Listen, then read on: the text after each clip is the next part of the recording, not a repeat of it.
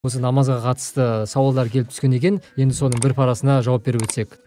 Біздің алғашқы сауалымыз Әлібек есімді сайт оқырманнан келген екен. Сауал былай деп басталады. Ассалаумағалейкум. Намазды жамағатпен оқығанға 25 есе сауап бар дейді.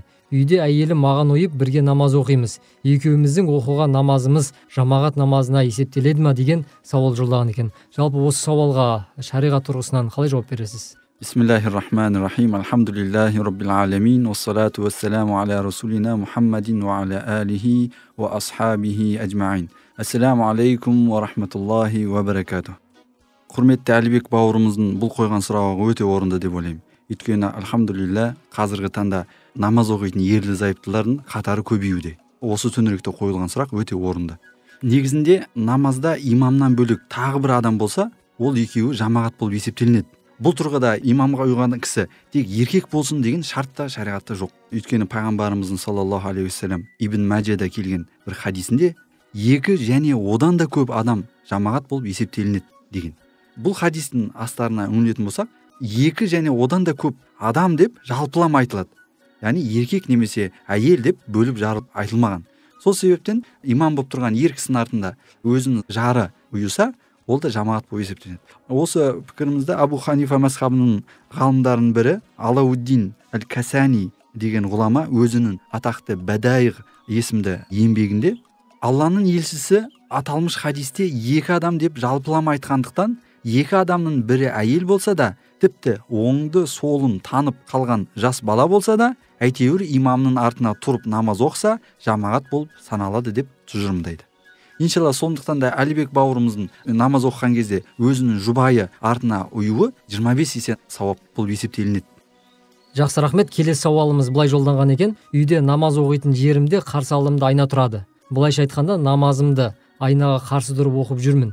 Бұл дұрыс па деген екен. Яғни бұл жердегі сайт оқырманның білмегі айнаға қарап оқыған намазым қабыл болады ма деген төңіректе сауал қойып отыр ғой. Бұның үкімі қандай? Алла разы болсын сұрақ қойушы бауырымызға. Негізінде намаз оқып тұрған адамның көңілін аударатын, ойын бөлетін барлық нәрсе мәкрух болып саналады. Сондықтан да айнадағы бейнеңізде намазда тұрғанда ойыңызды бөліп, көңіліңізді аударатындықтан оған қарап намаз оқыған да мәкрух болып табылады. Бірақ одан намазыңыз бұзылмайды. Адамның намаз оқып тұрған кезде ойын бөлетін нәрселердің бәрі мәкрух болып саналатындығын пайғамбарымыздың мына хадисінен түсініп өтеміз. Сахих Бухариде келген бір хадисте пайғамбарымызда намаз оқып тұрғанда киіміндегі өрнектерге көзі түсіп кетеді екен. Сонда намаздан кейін ол кісі: "Мына киім жаңа ғана намазымда ойымды бұзды. Оны Абу Жахмге апарып, одан бір түсті киім алып келіңдерші" деген екен. Осы хадистен ойымыз бұзылатын нәрселерге қарап намаз оқу ұнамсыз әрекет екендігін түсінуге болады. Және де қазіргі таңда тек қана айна емес, кейде телевизорды қосып қойып, сол телевизордың алдында оқитындай кездер келіп қалуы мүмкін. Яғни сонда телевизор сияқты заттарға қарап намаз оқу да ұнамсыз әрекет екендігін түсінуге болады.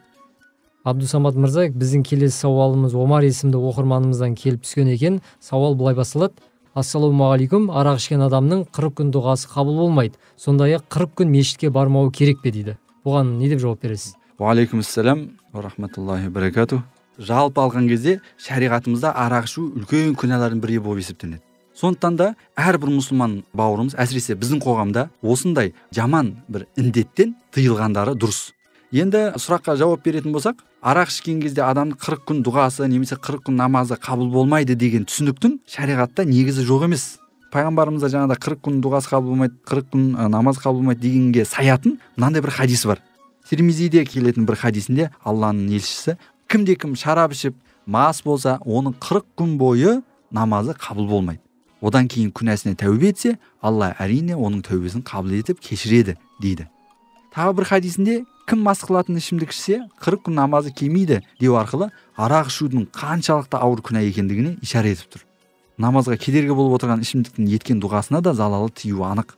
Десе де жасаған күнәсі үшін шынайы тәубе етіп, келесіде қайталамау шартымен Алладан кешірім тілесе, Алла кешірім иесі екендігінде пайғамбарымыз осы жерде айтып кеткен. Бұл жерден мақсат менің арақ ішкеннен болды, мүлдем намазым қабыл болмайды екен, мен тозақтық екенмін, бұдан ары қарай жалғастыра берейін деген ой қалыптаспау үшін пайғамбарымыз саллаллаху алейхи вассалам хадисінің соңында не деп кеткен? Егерде шынымен күнәсіне тәубе етсе, Алла Тағала өте кешірімді, оның тәубесін қабыл етеді деп өткен. Енді хадистегі 40 күн сөзінің маңызы не? ғалымдарымыздың пікірі бойынша ішімдіктің уыты адам бойына сіңісіп 40 күнге дейін тазармайды деген.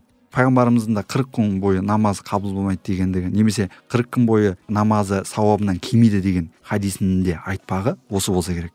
Дегенмен бұл 40 күн бойы намаз оқымау керек, немесе мешітке аяқ баспауы тиіс деген сөз емес. Жоғарыда айтып кеттік қой, егерде осындай бір жаман әрекетке барып қойған кісі келесі жолы қайталамау ниетімен Алла тағалаға шынайы тәубе ететін болса, иншалла Алла тағала оның тәубесін қабыл етеді. Сондықтан да ол кісі одан ары да намаздарын жалғастыра беру керек. Яғни 40 күн бойы намазым қабыл болмай деген, мен 40 күн шейін намаз оқымаймын деген үкім шықпау керек. Сондықтан да ары қарайға 5 уақыт намазын қазаға қалдырмай, уақытылы оқу шарт. Осылайша тым болмаса мойнындағы парызын өтеген болып саналады. Ал хадистегі қабыл болмайды деген сөздің төркінінде оқыған намаздары үшін сауабы болмайды, бірақ парызын өтеген болып есептелінеді дегендік жатыр. Бірақ та сәждеге маңдайын қойған әрбір намазхан кісі бұрынғы бойына сіңген жамандықтардан тыйылып, жақсылыққа беттейтіндігі, бойына жақсы қылықтарды қалыптастыратында сенімдіміз. Өйткені намаз бүкіл арсыздықтар мен жаманшылықтардан тыяды. Бұл жайында Алла тағала Құран кәрімде Анкабут сүресінде күдіксіз намаз арсыздық пен жамандықтан тыяды деген. Сол себептен мұсылманмын деп жүрген әрбір азамат шариғатқа теріс, мұсылманшылыққа теріс әрекеттерден тыйылуы тиіс.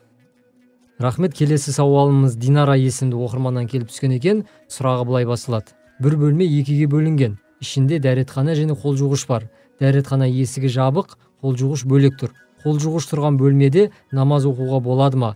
Басқа намаз оқитын жер жоқ, оқытпайды деген екен. Жалпы шариғат тұрғысынан әжетхананың маңайында, болмаса одан аулақтау жерде намаз оқуға болады ма? Динара ханымның бұл сауалы өте орынды.